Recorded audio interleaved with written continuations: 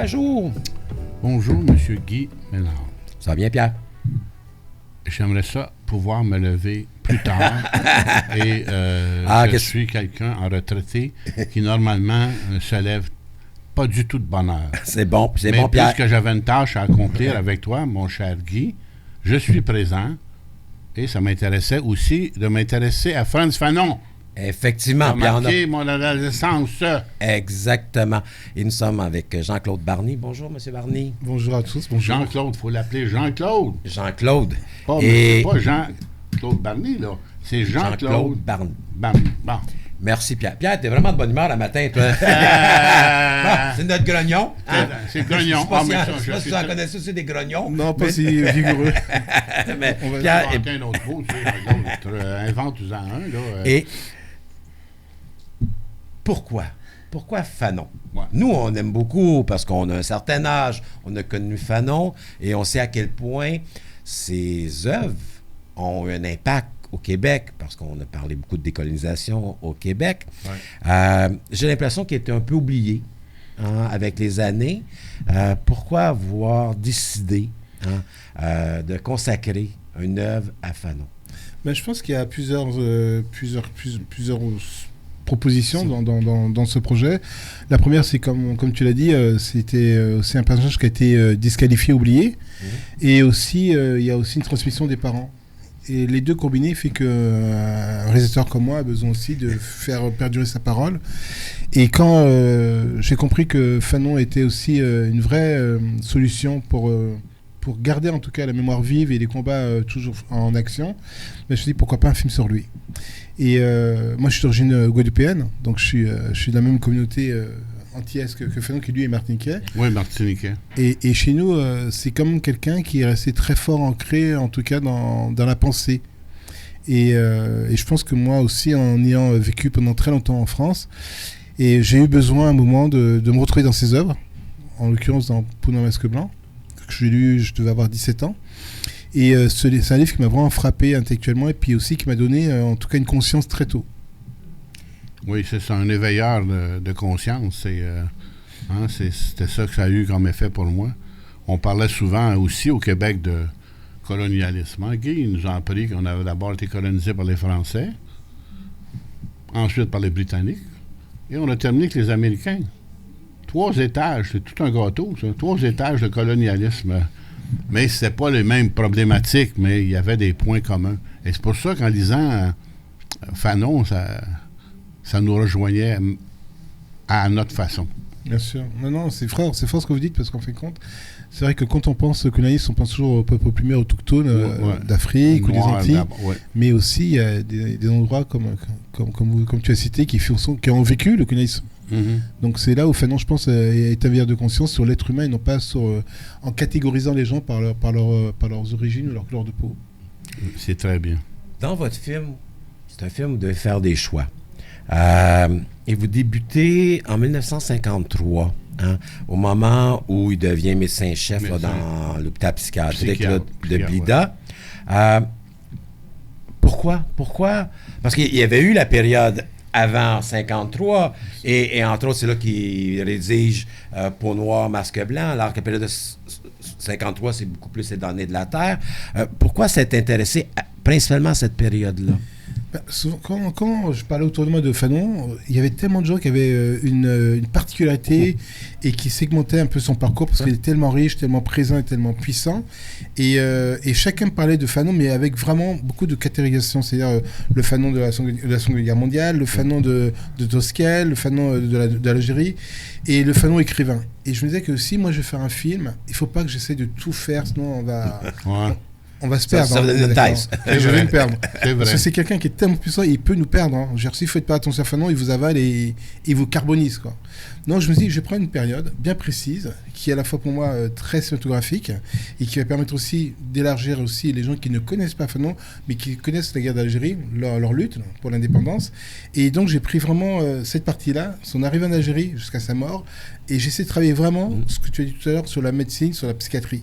C'est vraiment l'ancrage de mise dans ce film, c'est vraiment comment on parle de la médecine, de la psychiatrie, et comment lui aussi a rejoint la FNN et aussi a permis aussi à l'Algérie de monter aussi tous ses combats, tous ses chefs. Parce que votre film est un peu à plusieurs étages, hein, c'est un peu multicouche. Hein, parce que, oui, il y a le parcours décolonial de Fanon qu'on voit. Il y a l'implication dans la guerre d'Algérie. Et ça, c'est quelque chose qu'on a un peu oublié. Parce que, on pense aux écrits, mais on oublie ses actions. C'est un homme d'action, absolument. C'est un homme d'action. C'est un homme d'action. Et bien sûr, il y a aussi le parcours avec Abdam Rabdan, qui est important. Et il y a un aspect qui m'a énormément frappé, puis qui m'a un peu surpris, parce que finalement, je me suis aperçu que, oui, je connaissais Fanon, mais pas tant que ça. C'est sa femme. Guy, c'est une de mes questions. Ah ouais? Moi, je trouve intéressant que dans un film, il y a toujours beaucoup de choses. Mais je trouve ça intéressant qu'il y ait aussi la vie de couple. Et surtout un homme, une blanche et un noir. Ça, je trouvais... on continue là-dessus, oui. Non, enfin, ça me fait sourire parce que c'est vrai que pour moi, c'était vraiment important de montrer que Fanon n'est pas une icône qu'on met comme une statue, c'est vraiment un être humain. C'est quelqu'un, tout comme nous, qui a aussi une vie familiale. Et pour l'humaniser, il fallait que je trouve un plan d'ancrage. Et je pense que Josie n'est pas entrée dans les livres d'histoire comme Fanon. Quand on parle de Fanon, on n'oublie même pas qu'elle a un enfant. Et vous voyez que Josie a eu vraiment un vrai parcours en Algérie et a été vraiment plus qu'un soutien. Elle avait aussi sa propre vie. Et je trouvais intéressant de montrer que ce personnage-là, qui a vraiment permis à beaucoup de gens de parler de la décolonisation, de l'aliénation et des luttes contre les oppressions, mais elle était accompagnée d'une femme aussi militante que lui. Militante à la dactylo. Ah non, mais plus que ça, Pierre, parce qu'à un moment, lorsqu'il veut partir, c'est une boutade, je crois. Non, on reste. On reste, mais comment vous avez pu trouver ces informations-là? Parce que, je veux dire, je pense pas que... Bon, on veut pas tout dire, mais bon, elle meurt quand même assez tôt. Et c'est pas quelqu'un qui a pris énormément la parole. C'est pas quelqu'un qui a eu... où on lui a réservé des écrits. Si vous avez trouvé ces sources-là, c'est avec le fils? Oui. Alors, pas que lui, mais en fait, ce qui est vrai, c'est que quand on lit Fanon, on peut trouver aussi un peu de son âme à l'intérieur. C'est-à-dire qu'Olivier Fanon m'a donné beaucoup d'indications, mais qui est son fils. Mais j'ai trouvé qu'en relisant Ponamasculon, Les Nés de la Terre, on apprend beaucoup entre les lignes, on apprend beaucoup de l'être humain. C'est-à-dire qu'il y a une façon d'approcher ces livres, souvent sur le côté factuel et puis vraiment sur le côté, militant, mais en relisant et en disant, mais qui est cet homme-là? Qui a écrit ces lignes-là? Ça nous permet de mieux comprendre aussi ses doutes et puis aussi ses combats. Et puis on a cherché beaucoup sur Josie, on a fait beaucoup de recherches sur elle spécialement, donc on a fait beaucoup de choses, enfin pas autant, parce que ce qui est vrai, c'est qu'il y a très peu d'archives d'une sociales sur eux, très très peu. Il y a quelques photos, et puis il y a 2-3 enregistrements vocaux. Mais on a pu tisser quand même un lien, reconstruire quelque chose de vrai entre eux, en reprenant tous ces petits morceaux, et puis en essayant de reconstruire un lien presque logique que pourrait avoir ce genre de personnes. Ouais. Et aussi, c'est un mariage blanc-noir. C'est particulier à cette époque-là. En tout cas, au Québec, ça a été possible à l'époque, mais je sais que nos voisins du Sud, aux États-Unis... Attends, Pierre, possible. Rappelle-toi le Normand Brathwaite parle de son père noir, sa mère blanche. Grégory Charles, tout le monde parle de ça régulièrement. Même en France. Oui, mais c'est 3-4 exceptions. Hein. Ah oui? Oui, Pierre, mais je ne suis pas certain. Moi, je veux dire que... Les années 50, c'était vraiment des couples très engagés, très particuliers. C'était banni, mais ici, ça aurait été possible. C'est pas banni, mais je pense qu'on avait un regard. Et puis votre film, je veux dire, c'est intéressant parce que votre film nous invite finalement aussi à poser notre propre regard sur ce couple-là. Parce qu'on le répète constamment, là, c'est la blanche parmi, finalement, les colonisés. Bien sûr.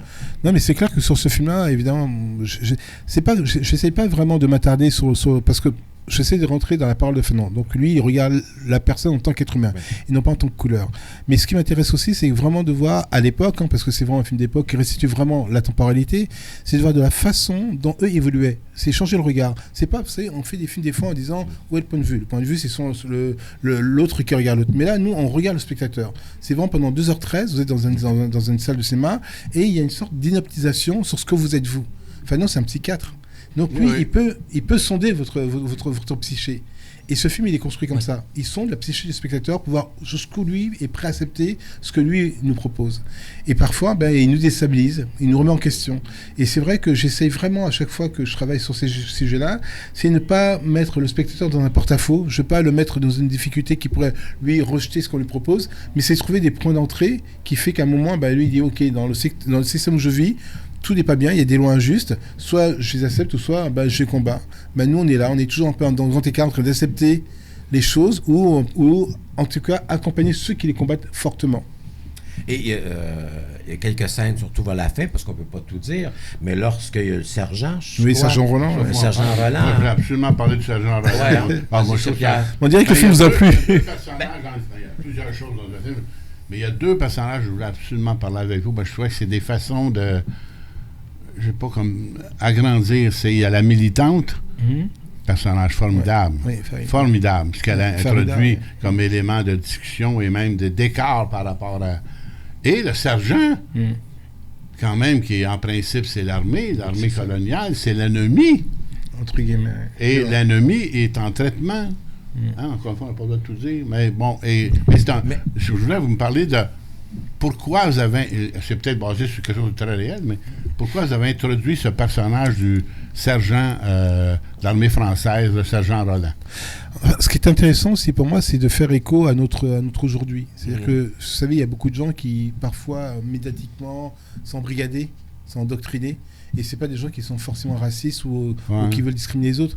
Et si nous, on ne les aide pas à mieux voir la situation, ils vont rester dans le camp de l'autre, quoi. Donc c'est comment le ramener chez nous, comment lui faire comprendre que finalement tout ce qu'on lui demande de discriminer le plus oppressant ou celui qui lui ressemble pas, c'est pas forcément la solution. On essaie toujours de trouver quelqu'un de plus petit que nous, plus mauvais, pour cacher nos peurs, pour cacher des fois nos non-réussites, quoi. Et Roland fait partie de ça. Roland, c'est vraiment pour moi un ancrage, comme tu as dit tout à l'heure, qui nous permet de mieux nous analyser, de nous rendre compte que finalement on n'est pas réellement mieux lotis que certains et que parfois on peut jeter l'arme pour rejoindre un peu le camp de ceux qu'on opprime, quoi. Et lui, ce qui est intéressant, c'est que je ne pouvais pas passer à côté d'un personnage comme ça, qui a réellement existé dans les années de la Terre, mais il était gendarme. Moi, je l'ai remanié pour que le film puisse être cohérent. Mais ce qui est intéressant, c'est que nous, en tout cas dans ce film-là, il fallait des exemples. Fanon, tu as dit, c'est un homme d'action. Ouais. Donc, c'est pas un film où on parle, on raconte. C'est vraiment un film visuel où on a vraiment envie de comprendre aussi, des fois par des silences. Et les séances de Roland me font nous font réfléchir. Les silences, oui, tout à fait. Mais le rapport que Fanon a avec ce sergent est aussi très révélateur de la pensée de Fanon. Exactement. Parce que, je veux dire, il y a toujours un danger, lorsqu'on est opprimé, c'est finalement de réagir comme l'opprimé. Et ça, Fanon, ça revient souvent dans ses discours, il faut dépasser. Il faut dépasser ce stade. Ouais. Et là, à travers ce personnage-là, vous réussissez à matérialiser finalement un peu la pensée de Fanon, de nous faire comprendre où il se situait dans ce rapport au monde. Vous savez, c'est en fait ce qui est extrêmement dur, parce que c'est vrai que quand on lit, alors moi je ne suis pas le grand spécialiste de l'époque fanonienne, mais en tout cas j'espère maîtriser mon métier qui est cinéaste, et c'est là où je convoque les gens. Je les convoque chez un réalisateur qui aime en tout cas parler des sujets tels que Fanon les défend. Mais je mets tout le service que moi j'ai en tant que cinéaste pour bien mettre en image, pour bien faire comprendre ce que j'ai envie de raconter. Et ce que j'ai envie de raconter à travers l'épopée de Fanon, c'est qu'à des moments, il faut faire des choix. Parce qu'on parle de mission. À des moments, il faut vraiment se révéler. Le mot mission, dès le début du film. on donne un peu le ton, mais à fin de compte, c'est vraiment un parcours que dès le début du film, on dit voilà, vous allez voir un film qui est un film grand public, mais aussi c'est un film qui a bousculé plusieurs générations, dans la vôtre, dans la mienne, donc peut-être aussi la tienne qui est un peu plus jeune, mais ça nous relie. Ça nous relie, ça nous pas dos à dos, ça nous relie parce que c'est quelque chose qui nous transmet une mission de part d'autre. Vous avez fait la vôtre, j'espère. Nous, on a récupéré la vôtre aussi, la nôtre, mais aussi on la continue. On la continue. Et ce film, pour moi, c'est vraiment... Alors, c'est pas un film que j'essaie de montrer aux tout venants, mais c'est un film qui est là pour les gens qui ne connaissent pas vraiment Fanon. Ben oui, très bien. Ouais. Très bien, c'est ce qu'il faut faire, parce qu'encore une fois, on rappelle que nous, on a une génération, j'ai eu Les Damnés de la Terre comme ouvrage, mais j'avoue que parce que la jeune génération... Frantz Fanon, le personnage, est à peu près dans tous les plans. Il prend beaucoup de... On a parlé du comédien aussi, c'est vraiment qui a une gueule incroyable. Parce que, encore là, même si on oublie un peu Fanon et tout, on a des images, des images mentales de Frantz Fanon. Et là, Alexandre Bouillet... Alexandre Bouillet, qui est comédien. Lorsqu'on le voit, On a presque l'impression que ça pourrait ressembler C'est énorme. à l'image qu'on avait conservée de Fanon. Ouais. Vous l'avez trouvé où? Parce que c'est quelqu'un qui n'est pas connu. Hein, Non, c'est c'est grand rôle, en fait. quand vous dites ça, j'ai des frissons. Ah. Non, mais vraiment parce que ça me touche, parce que c'est vrai que depuis on a mis 8 ans à faire ce film. Donc c'est vraiment une pensée qui part de loin. Et vous savez, alors moi je suis d'origine antillaise, mais je fais mon travail en France, et des acteurs noirs, il n'y en a pas beaucoup. Il y en a énormément, mais ils sont souvent dirigés vers la comédie. Voyons, Omar Sy. Ils sont souvent dirigés vers la comédie. Mais tu vois, le problème... C'est une blague, c'est une blague. J'essaie de faire une blague. Non, je sais, c'est pas grave. Non, mais ta blague, elle peut être très pertinente. Oui. Excusez-moi de vous couper, M. Barny, mais Claude Barny. C'est que le problème, si tu avais pris Omar Sy, on n'aurait pas vu Fanon. On aurait vu l'acteur. C'est vrai. Et là, pour moi, c'est la force de votre film. C'est que c'est ce type qui lui ressemble, qui est peu connu, fait qu'on s'attarde uniquement au personnage de Fanon. Exactement. Et Alexandre Bouillet, donc c'est un jeune comédien qui a l'âge de, enfin, il a 28 ans, 27 ans quand il vient au casting. C'est quelqu'un qui a quand même une grande formation de comédien, mais qui a jamais eu de rôle parce qu'évidemment c'est Omar Sy et tous les gens qui sont vers la comédie. Non, mais qui font un peu qui cachent la forêt. Mais, qui cache la forêt. Qui cache la forêt. Mais il y a énormément de gens de talent, quoi. Et Alexandre fait partie de ces gens de talent. Et quand il vient pour passer sur le rôle, je suis étonné, mais vraiment, de la ressemblance. Mais ce qui est drôle, c'est que lui, il ne sait pas qu'il ressemble à Fanon. Alors je lui dis, mais c'est incroyable, tu lui ressembles. Il dit, mais non, je ne lui ressemble pas. Parce que lui, il voit que lui. Ben oui. Et quand on lui montre la photo, il y a encore un doute, quoi. Et c'est vrai que pour moi, ça a été le premier grand ouf de dire on a peut-être un Fanon qui ressemble au Fanon. Maintenant, c'est de voir s'il sait jouer, s'il est capable de transcender, s'il est capable de narrer, s'il est capable de nous emporter. Et ce garçon a fait un travail mais tellement formidable. En 4 mois, il s'est transformé pour devenir Fanon. Matin, midi et soir, sur les tournages, il était que Fanon. Et quand je dis que Fanon, c'est pas dans un esprit de comédien, c'est qu'il était rentré dans la pensée, il avait une sorte de charisme qui forçait le respect, parce qu'on sentait que quand il parlait, on voyait Fanon parler, quoi. Quand il est en classe, là, qu'il a tout un envolé oratoire incroyable, là, c'est un Fanon. Mais ce qu'il faut dire aussi, c'est que, bon, alors, je pense qu'on va en parler aussi, c'est qu'on a beaucoup été aidé par toute une équipe qui était totalement dévouée à ce film. Et tantôt, vous parliez de travail de cinéma. Il y a, oui, je pense que c'est une œuvre qui est accessible pour nous faire découvrir Fanon, mais vous jouez beaucoup sur des espaces. Hein? Oui. Parce que oui, il y a cet hôpital psychiatrique, il y a ce bureau, hein? Il y a le paysage. Il y a le pays, mais c'est ça. Mais il y a un enfermement. Et dès le départ, Fanon, c'est vers l'ouverture. C'est l'ouverture. Il faut sortir de cet enfermement et vous nous amenez constamment sur la route, même avec Fanon, pour arriver finalement à représenter cette ouverture recherchée. C'est important pour vous d'avoir ce contraste entre un milieu fermé, représentatif finalement politiquement, je veux dire, d'une pensée, et une ouverture. Alors je veux dire, c'est très fort ce que vous dites. Alors vous savez, dans la tête d'un réalisateur, c'est qu'il fait des choses, il pense qu'il n'y a que lui qui le voit. Il dit ouais, on va faire ça comme ça. Mais c'est vrai, c'est très dur de matérialiser une pensée tant qu'elle n'est pas faite. Et de voir la façon dont vous dites, non mais c'est ça dans le film, oui, c'est vraiment ça. L'idée, c'est qu'on a vraiment cherché à épouser en image la pensée de Fanon. Et c'est vrai que c'est un travail qui a été très, très fort avec Ariel Meto, qui est canadien, qui est le directeur photo du film, avec mon producteur, avec mon équipe d'écriture. C'est que je voulais vraiment offrir aux spectateurs un film où tout d'un coup, ils se sentent concernés par le propos. Vous savez, vous allez voir des films et puis vous êtes un peu l'otage du film. Parce que bon, je parlais du film d'Avengers, vous devez prendre le film tel qu'il est et vous n'avez pas de digression, vous ne pouvez pas partir ailleurs. Mais Fanon vous laisse le choix. Enfin, en tout cas, ce film-là, vous laisse le choix d'accepter ou pas d'accepter. Et quand on dit « Ok, on va sortir dehors », c'est pour une raison précise, c'est pour aller voir justement ceux qu'on opprime. C'est que l'enfermement, pour nous, c'est tout ce où on est. Mais à partir de Fanon dit, il faut voir où est cette liberté, où est cette façon de passer, de parler, où est la culture. Où est la culture de l'autre? C'est qui n'est pas imposée par le système, par la domination. Mais elle est à l'extérieur. Elle est dans les montagnes, elle est cachée, elle est parfois sale parce que c'est ce qu'on dit de nous. Dans les matchs de soccer. Ouais, exactement. Et donc on part voir cette culture sale que l'opprimé, que le colonisateur ne veut pas voir, ne veut pas admettre. Et ça, c'est on part avec Fanon sur les routes et voir vraiment. C'est vraiment un film, non pas un film didactique, mais c'est un film vraiment d'émotion. C'est vraiment un film sur l'émotion, tout le temps sur l'émotion, mais c'est sur le parti pris de se dire qu'il faut aussi essayer de voir à quel moment on peut déconstruire ce que parfois les médias nous formatent. Voilà, c'est vraiment l'idée, elle est là. L'idée pour moi dans ce film-là, c'est aussi de dire, voilà, on peut construire aussi parfois des films qui déconstruisent des préjugés. Mais il y a un danger à ça.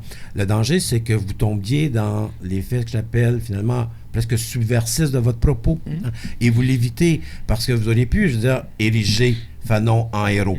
Parce que pour certains, c'était une figure héroïque, puis on le voit un peu dans le film, mais vous évitez toujours de le glorifier. Il en reste un quelque chose. Il en reste un peu parce que c'est son œuvre. Mais moi, j'ai pas senti finalement, parce que vous parlez d'Avenger et tout, j'ai pas senti que Fanon était totalement un héros. Fanon est un homme de terrain, un homme de pensée. Non, c'est un homme, mais... Et un être humain. Un être humain. Mais moi, je suis comme vous, partie d'une génération où j'étais, comment je vais dire biberonné, mais c'est pas le terme, parce que faut qu'on ait vraiment du respect, par des gens dans lesquels, iconiquement, c'était Bob Marley, c'était Martin Luther King, c'était Malcolm X. Nous, dans notre génération des années 80, c'était un peu ces personnages afro-américains qu'on collait au mur et qu'on disait Black Power, tout, etc. Mais c'était quand même des gens factices, c'était des gens où il y avait une phrase, il y avait un moment. Et on ne sentait pas aussi le côté incarné de ces personnages-là. Et je pense que Fanon est passé justement à la trappe parce qu'il n'était pas dans ce côté iconique. C'était vraiment un vrai personnage sur l'action et sur la volonté de déconstruire toutes les constructions mentaux dans lesquelles on peut se mettre. Et donc, quand j'ai eu l'occasion de faire ce film-là, j'ai dit, il faut le rendre humain. Il ne faut pas en faire une icône. Il ne faut pas en faire un héros qu'on va après adouber. Il faut le laisser tel qu'il est vraiment. C'est quelqu'un qu'on peut toucher, qu'on peut appeler, qu'on peut demander. C'est quelqu'un qui nous ressemble. C'est pas quelqu'un qu'on met dans un congélateur et qu'on va mettre au musée. C'est quelqu'un qui aujourd'hui, je pense, on en a encore plus besoin physiquement et de sa parole. Dans tout ce qui m'a frappé, vous avez mentionné que ce film-là a pris 8 ans à être réalisé. Il faudrait parler des lieux de tournage. Il n'y a pas d'Algérie. Non, malheureusement. Parce que moi, ça m'a bien frappé. Quand j'ai vu à la fin du générique, j'ai dit, ça m'a dit quelque chose. Ça m'a dit quelque chose. Hein? Ouais. Oui, hein? Oui, on est d'accord. OK. C'était dur à faire? C'était Ramdan, je pense. Non, mais vous savez, c'est soit Est-ce que c'est le sujet? Oui, non, je pense... Alors, très honnêtement, soit, à mon sens, on est vraiment authentique sur un projet comme celui-ci, et on va au bout des choses, et Ramdan fait partie des bouts des choses, fait partie vraiment d'un problème algérien, ou soit réellement on dit, bon, ok, c'est Fanon, et puis on étudie, on laisse de côté tout ce qui est un peu gênant. Et pour moi, c'était vraiment être dans l'honneur de Fanon de dire, voilà, Ramdan, c'était un personnage qui était important près de lui, et il faut montrer aller jusqu'au bout de ce qui s'est passé pour lui. Parce que je sais qu'un film historique, demain il reste, nous on partira, mais demain nos enfants vont aller chercher des œuvres, vont chercher un peu où est la réalité. Et si nous à un moment on a eu l'idée ou menti, ils vont dire mais là il faut refaire. Ça c'est il faut refaire. Faut pas faire ça. Faut pas faire ça. Ouais. Et parce qu'on peut pas tout dire, parce que ça m'a surpris la scène avec la dame. Puis effectivement, elle peut, je veux dire, susciter plusieurs discussions. Hein? C'est pas un film dans un film, mais je pense que la porte est ouverte pour d'autres projets cinématographiques autour de ce personnage. Oui, c'est pour ça aussi, je parlais tantôt de la militante. Hein? Farida. La scène, peux-tu en parler? Moi, la scène de la militante qui frappe le sergent. Ah! Moi, là, parmi les moments dans ce film-là qui m'ont bousculé, je ne sais pas quel mot, là, et mentalement, là, parce que ça impliquait beaucoup de choses. Et ça menait à réfléchir sur beaucoup de choses. Et peut-être même qui vont dans le sens contraire de ce que Fanon pense. Exactement. Et moi, j'ai trouvé d'avoir mis ça dans le film, c'était, on va dire, courageux de votre part. Merci beaucoup. Moi, je trouve ça. C'était original et courageux. Hein? Merci. Cette scène-là qui était... Non, c'est une très belle scène. Il nous reste quelques minutes, vas-y. mais je vais parler ici, votre compositeur de musique. Moi aussi, parce que, j'avais marqué musique. Non, mais c'est important, parce qu'il y a une atmosphère... Non, mais il faut dire que c'est vrai, parce que vous avez noté tous les deux les mêmes choses. Ben, c'est parce que la musique... Couple, Ah ouais?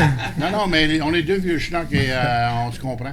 On forme un couple, en fait. C'est cinématographique, là. Mais sérieusement, de quelle part... Moi, il y a plusieurs aspects de la musique. Mais moi, la trompette, là. Oui, voilà. Ah, Miles Davis. Hein? Yeah, c'est ça. Ah, c'est que moi, c'était ça. Puis l'idée d'utiliser parfois une musique qui est comme, me rappelait, presque une musique noire américaine, là. J'ai trouvé que c'était... Ah. Non, c'était... Alors, la musique est faite par quelqu'un que j'adore, qui est du avec lui, qui est un jeune trompettiste antillais, et qui vivait à un moment donné entre la Martinique et Los Angeles. Et je trouvais qu'il fallait donner quelque chose qui incarnait Fanon. Il fallait le suivre tout le long du film, il ne fallait pas le perdre. Et la trompette nous permet à chaque moment de nous rappeler que c'est lui qu'on suit, c'est Fanon qu'on raconte. Et à la fameuse scène finale, on n'a pas le droit de parler. Mais c'est un peu sa conscience. Hein? Sa conscience. C'est vraiment sa conscience qu'on a à travers tout ce travail musical. Ils sont deux à la musique. Il y a Thibaut Gaines et Ludovic Louis. Mais moi, je voudrais aussi parler de votre équipe, parce que j'ai travaillé avec des Canadiens oui, la film est une coproduction. Oui, coproduction canadienne, de Périphéria, et puis Yannick Le Tourneau. Et puis surtout, il m'a permis de rencontrer mon chef-op qui s'appelle Ariel Métaux, qui est un génie pour moi, qui est un génie en tant que chef-op, et puis du monteur aussi. J'ai vraiment eu une très belle équipe avec vous, vraiment. Moi, je connais Pierre Thériault, en tout cas. Mais Pierre... je suis enseignant à l'Université de Montréal. On sait que... La belle équipe. On sait que les Québécois, au niveau technique... C'est énorme. Mais moi, ça m'a permis de dépasser les frontières. Je dis merci au Québec et à Montréal, parce que ce film-là... Vraiment aujourd'hui, il est sorti le 2 avril à Paris. Il a fait un score incroyable que personne ne s'y attendait.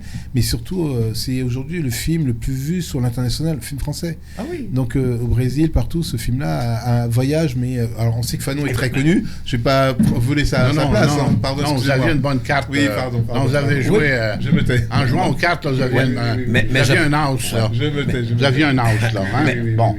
Mais en fait, c'est que vous avez ramené à notre mémoire un personnage oublié. Oui, il est connu, mais on avait un peu oublié.